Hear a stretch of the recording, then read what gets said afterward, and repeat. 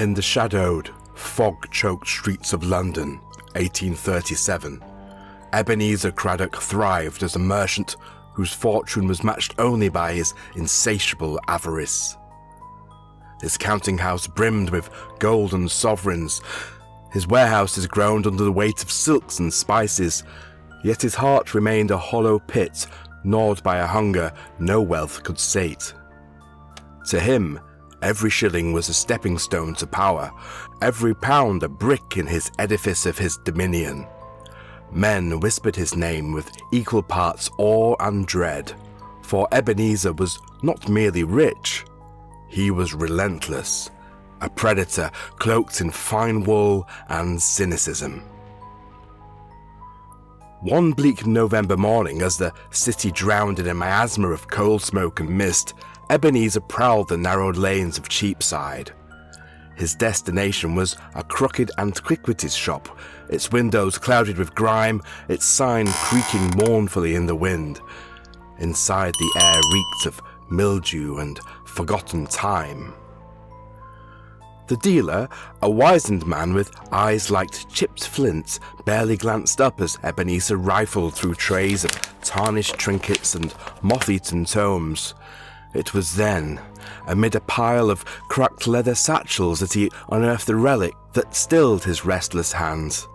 A brittle parchment, its edges blackened as if kissed by flame, folded within the satchel that crumbled at his touch. Unfurling it, he beheld a map, the map of lost souls, as a spidery inscription declared.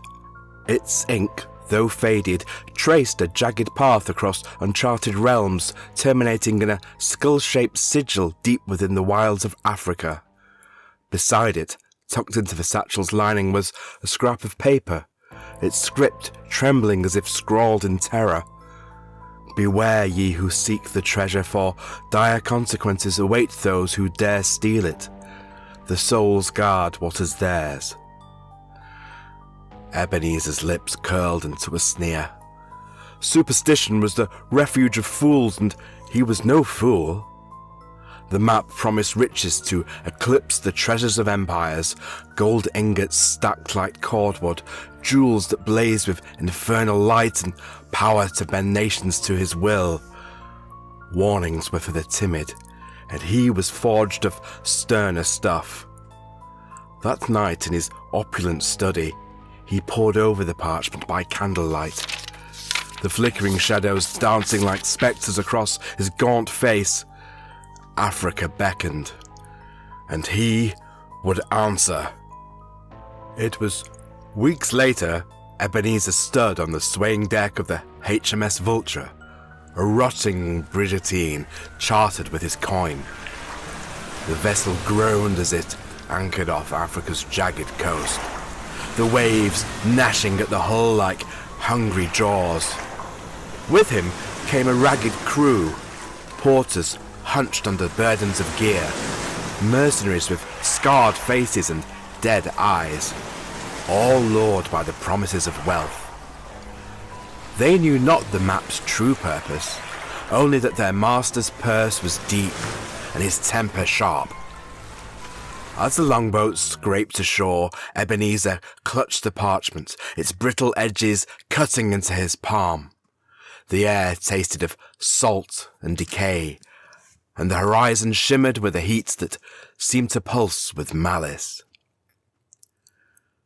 The journey began under a sun that broiled their flesh, a relentless orb glaring down from a sky as pale as bone.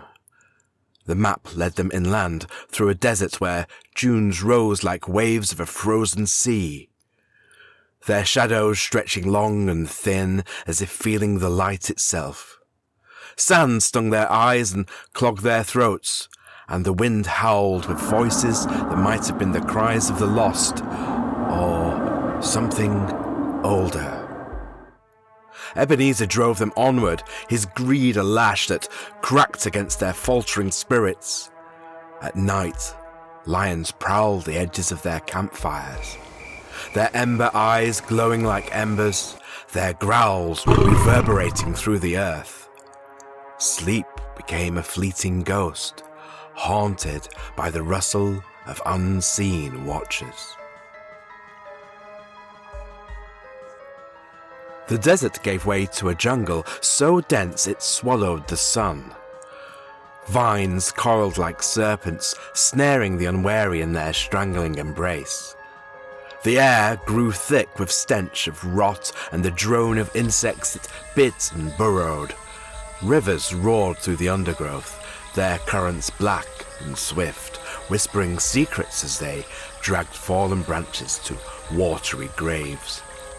The men hacked paths with machetes, their blades dulled by the endless green, their curses drowned by the shrieks of unseen birds. Hostile tribes emerged from the shadows, their painted faces masks of fury, their spears flashing in the dim light. Arrows rained down, claiming lives with silent precision. One man fell with a shaft through his throat, another vanished into the foliage, his scream cut short. Ebenezer cared little. They were tools, expendable in the pursuit of his prize. Storms followed, relentless torrents that turned the ground to mire and the sky to a bruised shroud. Lightning clawed at the heavens, illuminating cliffs that loomed like the bones of giants, their edges sharp enough to split flesh. Bogs sucked at their boots, threatening to swallow them whole. The map grew sodden, its ink bleeding. Yet Ebenezer deciphered its course with a feverish clarity. His men dwindled. Some deserted under cover of night, fleeing with what loot they could carry. Others perished to the land's cruel whims. By the time he reached a plateau marked by the skull, the journey's end, he was alone. A gaunt figure, staggering beneath a tattered coat, the map clutched like a talisman against his chest.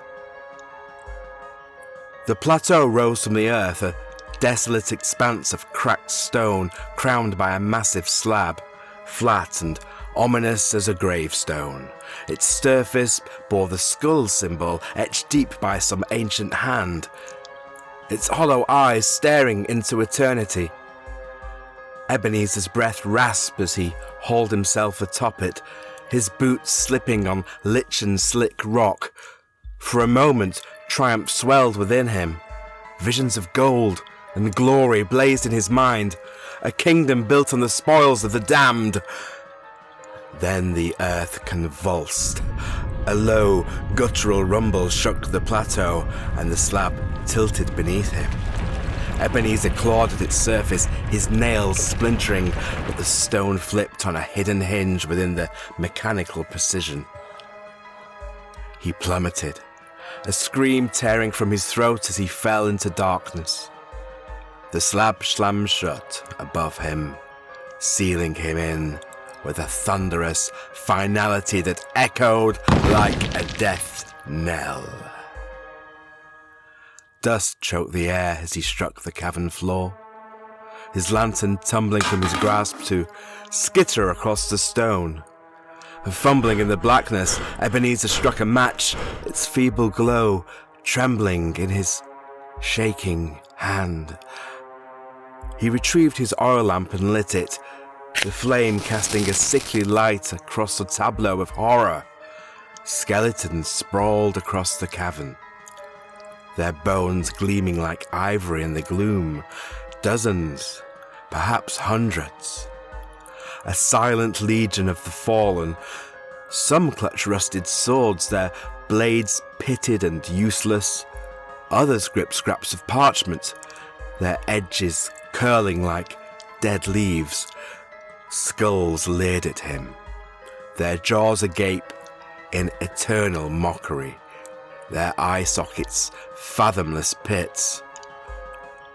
The air hung heavy, stale with the weight of centuries, and a faint rustling whispered from the shadows as if the bones themselves had stirred. Ebenezer's pulse hammered in his ears as he staggered to his feet, the lamp's light swaying wildly. It caught on the cavern wall, revealing words carved into the stone, each letter jagged and deep as if clawed by something inhuman. Welcome to the resting place of the greedy.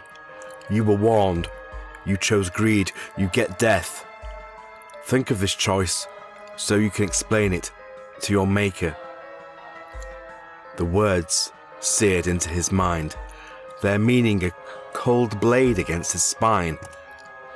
He spun, the lamp casting grotesque shadows that danced like spectres across the walls. The skeletons seemed to shift, their grins widening, though he told himself it was a trick of the light.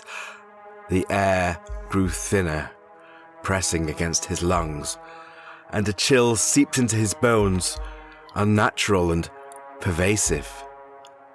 He stumbled back, his boot crunching against a femur that snapped like dry twigs. The sound reverberated, and from the darkness came a response, a low, resonant hum, as if the cavern itself had breathed. Panic clawed at him, but Ebenezer clung to his greed, the fire that had driven him across continents. There must be treasure, he rasped, his voice swallowed by the void. There must be treasure, he rasped, his voice swallowed by the void.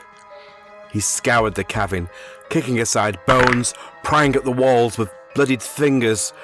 Gold, jewels, something to justify this descent. Yet the chamber offered only death, its silence mocking his desperation.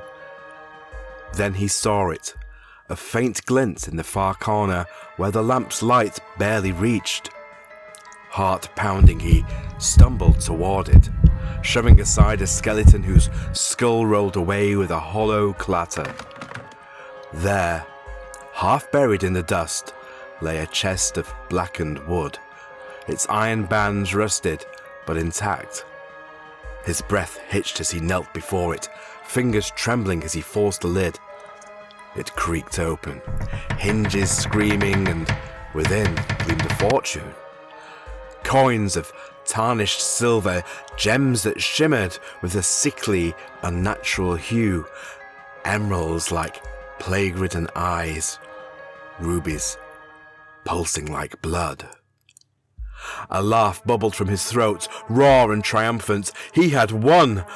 But as he reached for the hoard, the air thickened, the hum swelling into a chorus of whispers, indistinct yet malevolent, threading through his skull.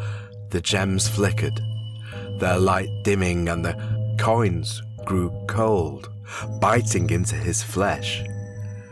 The skeletons rattled, a dry cacophony that rose with whispers, and Ebenezer froze as shadows lengthened beyond the lamp's reach.